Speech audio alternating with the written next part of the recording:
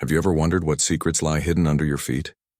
I don't mean old pipes or forgotten basements. I'm talking about things buried so deep in the earth that they should have stayed there forever.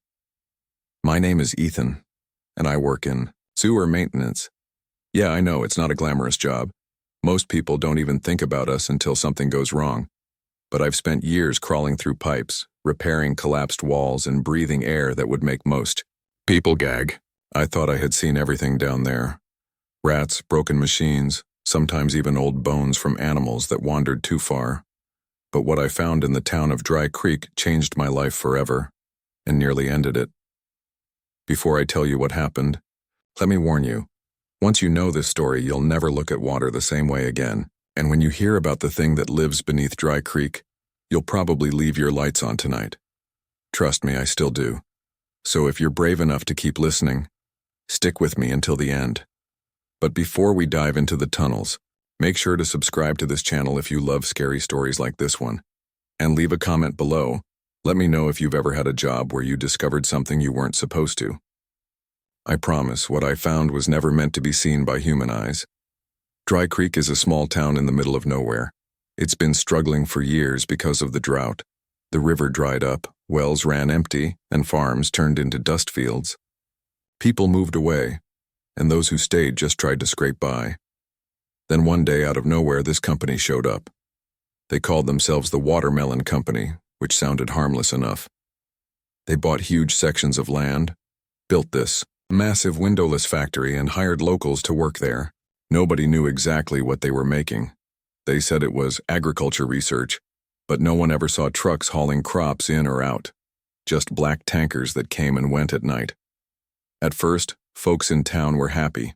The company brought jobs, money, and water. Yeah, water. They seemed to have plenty of it, even though the rest of us couldn't fill a bucket without waiting hours. People didn't ask too many questions.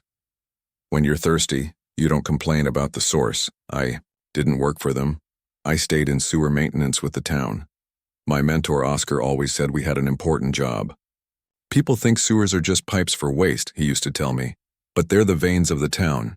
If they fail, everything above ground fails too.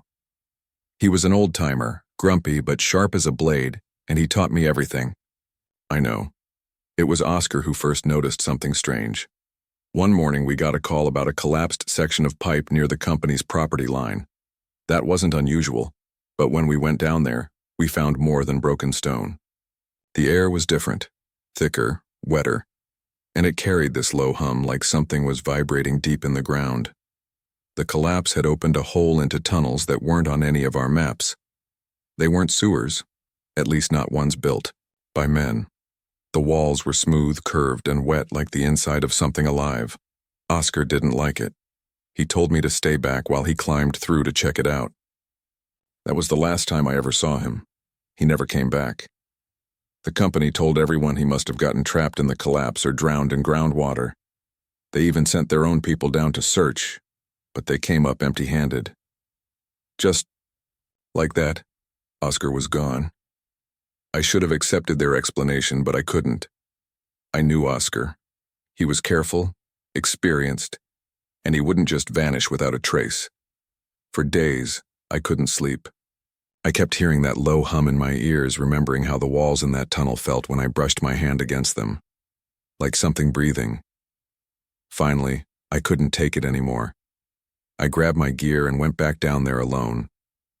The deeper I went, the worse it smelled. Not like sewage, it was sweeter, almost like rotting fruit. I kept thinking about the company's name, Watermelon. But the air wasn't just sweet.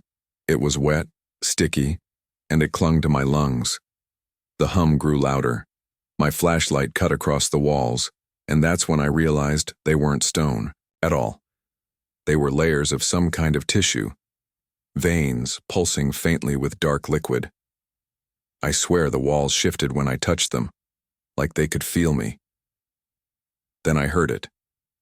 A sound that froze my blood. It was Oscar's voice. He was calling my name from deeper inside. I almost dropped my light. My first thought was that maybe he was alive, trapped, waiting for help. But there was something wrong with the way he said my name. Too slow, too heavy, like every syllable was pulled through mud. still? I followed. I crawled into a chamber where the tunnel widened. My light caught something on the ground. Oscar's tool belt, his helmet, and blood. Lots of it. Then the hum turned into a growl. From the far end of the chamber, something massive shifted.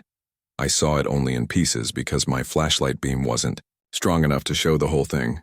A body that filled the space, glistening like wet stone. Dozens of arms or tendrils curling against the walls, and at the center, a maw that opened slowly, dripping with thick liquid. And from that maw came Oscar's voice. Not Oscar himself, just his voice, repeating my name over and over, like it had learned how to speak by swallowing him whole. Ran. The tunnels seemed to twist behind me like they didn't want me to leave. The hum rattled through my bones, and I swear the thing was moving closer, dragging itself after me.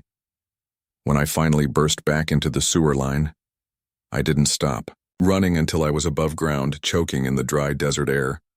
I tried to tell the town. I told the sheriff, the mayor, even some of the workers at the company. They all looked at me the same way, like I was crazy. The company brushed it off, said I was traumatized by losing Oscar. But I know what I saw. Since that night, the town has changed. More collapses, more strange noises under our feet. People have gone missing, but the company always has an explanation. And the water they provide? It tastes sweet, almost too sweet. Like fruit, like the tunnels. Sometimes, late at night, when the pipes groan beneath my house, I hear it again.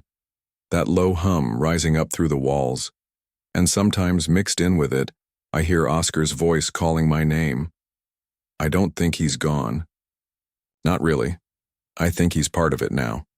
And if the company is still digging, still feeding whatever that thing is under Dry Creek, then soon, we all will be. So the next time you turn on your faucet, listen closely. If the water tastes a little too sweet, or if you hear something humming deep underground, don't ignore it. Because what happened in Dry Creek wasn't an accident, and that thing is still waiting, still hungry. If you made it this far, thank you for listening to my story. Do me a favor, hit the subscribe button because I've got more true scary stories that will keep you awake at night. And leave a comment below. Tell me, would you have gone into that tunnel for your friend?